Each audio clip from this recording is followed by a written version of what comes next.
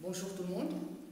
Alors, nous avons fait la dernière fois la leçon sur les registres ou tonalités ou tons adoptés dans un texte. Et nous avons vu les caractéristiques de chacun de ces registres. Et je vous ai demandé de faire cet exercice en vous basant sur le dernier chapitre du roman. Eh bien, nous allons faire tout de suite la correction. Voilà l'extrait, voilà le chapitre. Alors, il commence bien sûr à un juge, un commissaire, un magistrat, je ne sais de quelle espèce, vient de venir. Alors, je lui ai demandé ma grâce en joignant les deux mains et en me traînant sur les deux genoux. Remarquez ici, nous avons le registre, un registre qui est utilisé. Une des caractéristiques, c'est une phrase qui relève du pathétique. Il m'a répondu en souriant fatalement, si c'est là tout ce que j'avais à lui dire.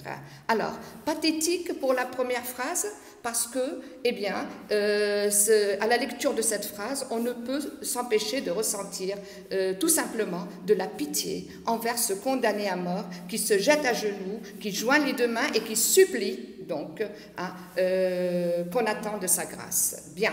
Alors, pour la deuxième, il m'a répondu en souriant fatalement, si c'est là tout ce que j'avais à lui dire.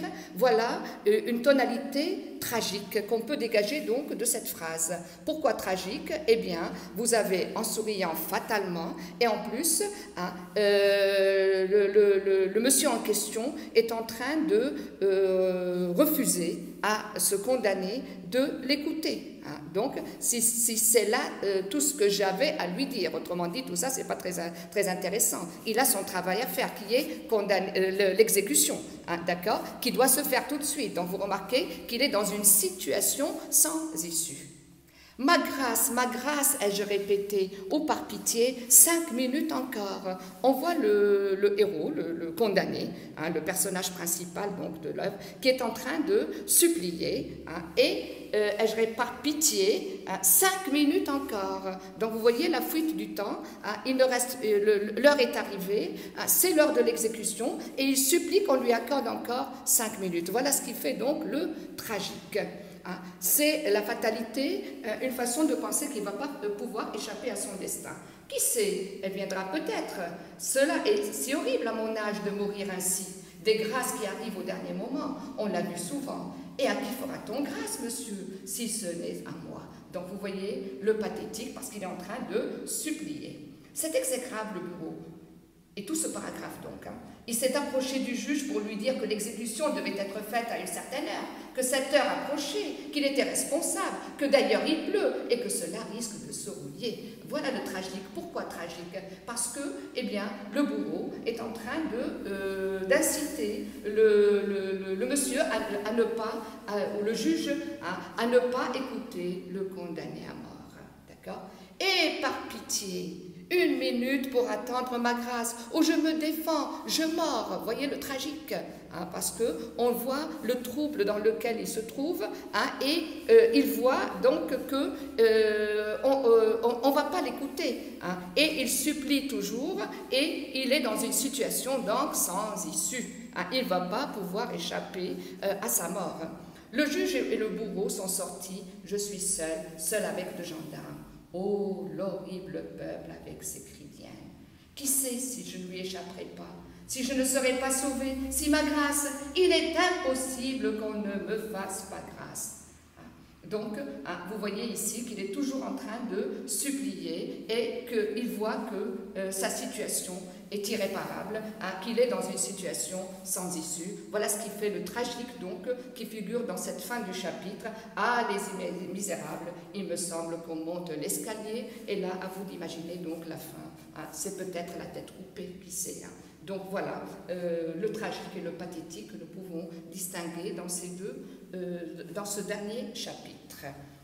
Bien, alors ceci dit, je vais passer à la leçon d'aujourd'hui, qui sera encore une fois une leçon de langue, et cette fois-ci, eh bien, on reste avec le registre. Nous allons voir le registre ironique.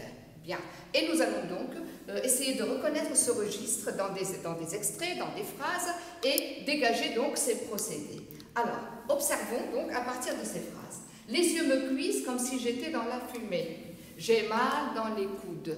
Encore 2h45 et je serai guéri. Voilà ce que le narrateur a dit.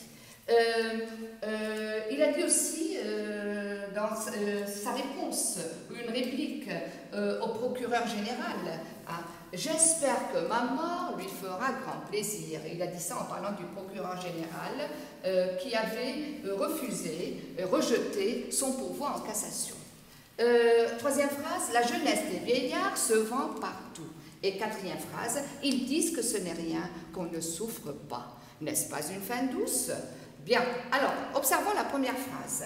Les yeux me cuisent comme si j'étais dans la fumée, j'ai mal dans les coudes. Ce qui veut dire que le narrateur, après cette longue souffrance morale, maintenant qu'il ne reste plus que 2h45 à vivre, qu'est-ce qu'il ressent? Eh bien maintenant, il ressent une souffrance physique. Sa souffrance morale est devenue physique.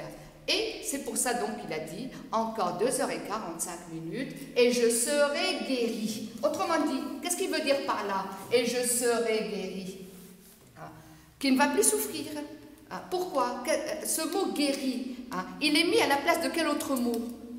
Que je serai mort, que je serai exécuté, que je serai guillotiné. Alors, comment ça se fait qu'il s'est permis de mettre, vous avez tout de suite compris que, eh bien, il a mis guéri à la place de exécuté, guillotiné, mort, et que ce qu'il est en train de dire ici, c'est tout à fait le contraire de ce qu'il pense. Vous voyez? Et donc là, on reconnaît tout de suite une figure de style, une figure d'opposition, qui est laquelle, puisqu'il dit le contraire de ce qu'il pense. C'est donc l'antiphrase. Donc, il a utilisé l'antiphrase pour montrer qu'il n'adhère pas, pour se moquer tout simplement. Il est en train de se moquer, il se moque. Et voilà donc un procédé du registre ironique. La deuxième phrase, j'espère que ma mort lui fera grand plaisir.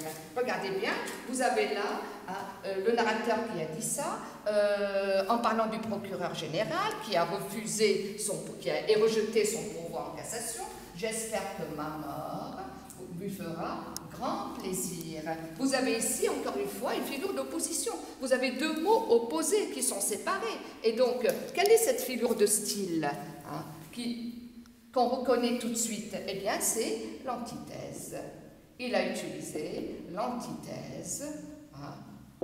Et là encore, il est en train de dire, de se moquer, pardon, il est en train de se moquer du procureur général. Il se moque, pourquoi? Eh bien pour critiquer, pour dénoncer. Voilà encore, il fait de l'ironie. Regardez la troisième phrase. La jeunesse des vieillards se vend partout. Voilà, ici vous avez jeunesse et vieillards, des vieillards. Vous avez tout de suite reconnu deux mots, jeunesse et vieillard, deux mots qui sont opposés et qui sont alliés. Vous allez me dire que nous avons ici l'oxymore. Oui, mais par jeunesse des vieillards, qu'est-ce qu'il veut dire? Il a remplacé un mot par une expression qui désigne ce mot. La jeunesse des vieillards, c'est-à-dire ces jeunes, ces vieux, pardon, ces vieux qui vieillissent et qui perdent leurs cheveux. Qu'est-ce qu'ils font? Eh bien, ils s'achètent des perruques. Ça se vend partout. On le comprend tout de suite. Ils s'achètent des perruques, par exemple, pour se les mettre sur la tête et paraître jeunes.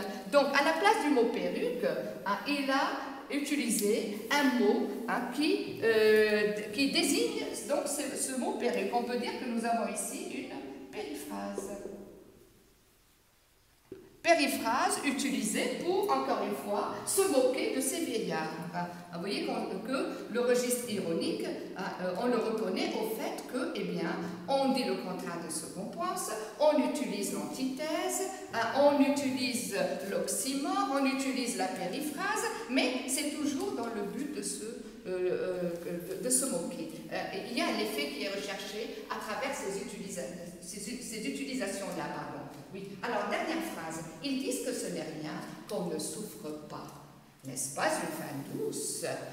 Que fait le narrateur ici? Il a commencé par parler des partisans de la peine de mort, qui disent que, eh bien, l'exécution par la guillotine, c'est rien du tout, on ne souffre pas. Et regardez cette question, qui est une question rhétorique. Voilà la question. pour affirmer qu'au contraire, hein, c'est une grande souffrance. Mais qu'est-ce qu'il fait, hein? Il montre qu'il n'adhère pas à leur idée, hein, en disant donc le contraire. Et il a utilisé ici une autre figure d'opposition. Il parle d'une fin, c'est-à-dire une mort, et une mort douce. Vous remarquez donc qu'il a utilisé, hein, l'oxymore, voilà. Mais cet oxymore, eh bien, une façon de se moquer, hein, en l'utilisant, et il a mis la question rhétorique. Vous avez, hein, cette question rhétorique pour affirmer fortement le contraire. Vous voyez, donc il y a toujours cette notion de dire le contraire de ce qu'on pense. Question rhétorique. Alors, antiphrase, antithèse, oxymore, des figures d'opposition avec la périphrase en plus. Et vous avez aussi la question rhétorique. Remarquez ici, vous avez aussi l'exclamation. Une phrase exclamative, voyez, hein, qui montre donc tout simplement que, eh bien, il y a, on s'exclame, il y a donc quelque chose à laquelle on n'adhère pas, on n'est pas d'accord. Voilà. Donc, qu'est-ce que c'est que le registre ironique? Alors, on peut dire que le registre ironique, on va le définir.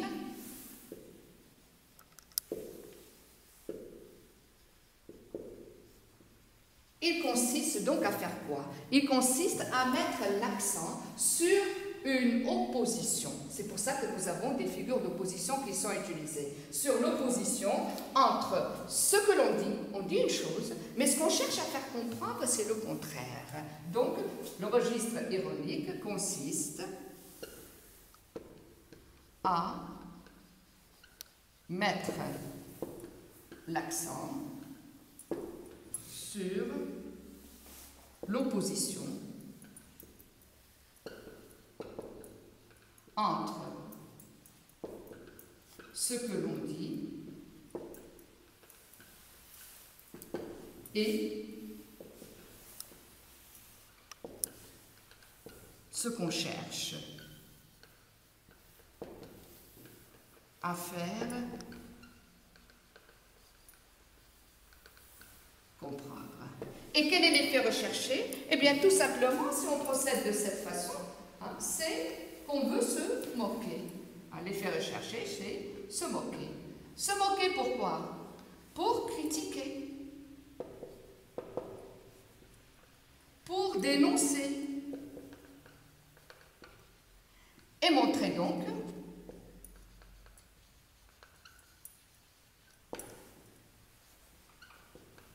qu'on n'adhère pas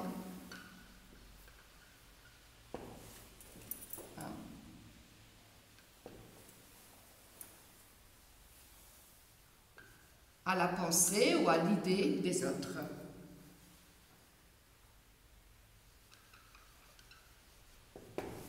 Et pour cela, donc, on recourt à des procédés.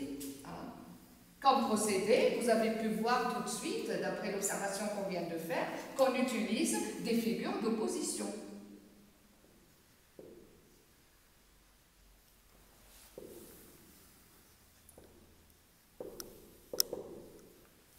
Comme figure d'opposition, eh bien, vous avez pu voir déjà qu'il y a l'antiphrase,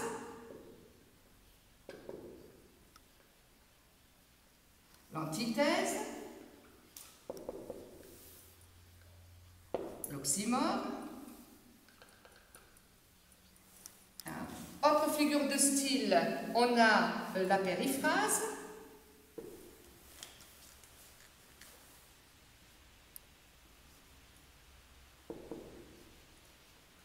mais avec l'idée de se moquer. Et autre procédé, eh bien, il y a l'exclamation,